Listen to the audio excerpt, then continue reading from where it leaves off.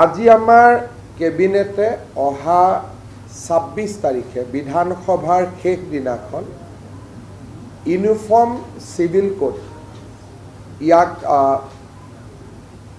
সদনত উপস্থাপন কৰিবলৈ সিদ্ধান্ত গ্ৰহণ কৰে।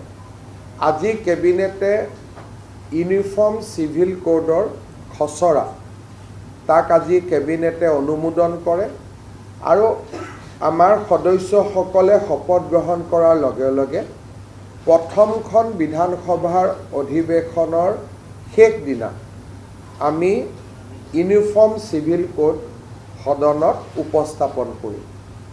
আজি কেবিনেটে পাছ কৰা খচৰা অনুসৰি এই ইউনিফৰ্ম চিভিল কোডৰ পৰা জনজাতীয় লোকসকলক both hills and tribe plains জনজাতীয় লোকসকলক UCCৰ আওতাৰ পৰা বাহিৰত ৰখা হ'ব আৰু এই UCCখনে কোনো ধৰণৰ ধৰ্মীয় ৰীতি নীতি কাষ্টমছ ট্ৰেডিশ্যন এইকেইটাকো UCCৰ আওতাৰ পৰা সম্পূৰ্ণ বাহিৰত ৰখা হৈছে। আমাৰ মনত কিছুমানে প্ৰশ্ন কৰিব পাৰে যে এতিয়া UCC মতে পূজা হ'ব নেকি, UCC মতে নাম প্ৰসংগ হ'ব নেকি, এই ধৰণৰ প্ৰশ্নবিলাক যাতে উত্থাপন নহয় সেইকাৰণে UCCৰ পৰা ধৰ্মীয় পৰম্পৰাক সম্পূৰ্ণৰূপে বাহিৰত ৰখা হৈছে। তাৰমানে ৱে অফ প্ৰেক্টিচিং ৰিলিজিয়ন, নামাজ কেনেকৈ পঢ়িব লাগে তাত কোনো চৰকাৰৰ মতামত নাই, UCCয়ে তাক ডিল নকৰে। পূজা কেনেকৈ কৰিব লাগে সি UCCৰ ভিতৰত নপৰে। চক্ৰম বিয়া কেনেকৈ পাতিব লাগে, শিখৰ বিয়া কেনেকৈ পাতিব লাগে, এই কথাবিলাক UCCত নাহে। UCCত মাত্ৰ 4টা বিষয় আহিব।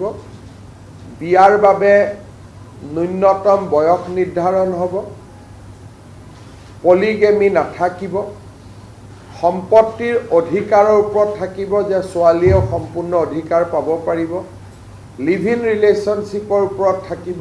এই ধৰণে ধৰ্মীয় পৰম্পৰাক কোনো ধৰণে হস্তক্ষেপ নকৰাকৈ আন বিষয়সমূহতে UCC আহিব, যেনেকৈ এটাতকৈ অধিক বিয়া নকৰোৱা, সম্পত্তিৰ অধিকাৰ ছোৱালীলৈকে আগবঢ়োৱা, আমাৰ মেৰেজত কম্পালচৰি ৰেজিষ্ট্ৰেশ্যন প্ৰয়োজন বা বিবাহ বিচ্ছেদৰ নিয়ম কেনেকুৱা হ'ব। গতিকে UCCত এটা স্পষ্টীকৰণ হিচাপে মই আগবঢ়াইছোঁ যে জনজাতীয় লোকসকলক এই UCCৰ আওতাৰ সম্পূৰ্ণ বাহিৰত ৰখা হ'ব আৰু ধৰ্মীয় ৰীতি নীতি পৰম্পৰা সি হিন্দুৰে হওক, ইছলামৰে হওক, খ্ৰীষ্টিয়ানৰে হওক বা কাষ্টমাৰী নীতিয়ে হওক, এইবিলাক UCCৰ ভিতৰত নাহে। অৰ্থাৎ আগতে যেনেকৈ চলি আছিল সেইবিলাক তেনেকেই চলি থাকিব।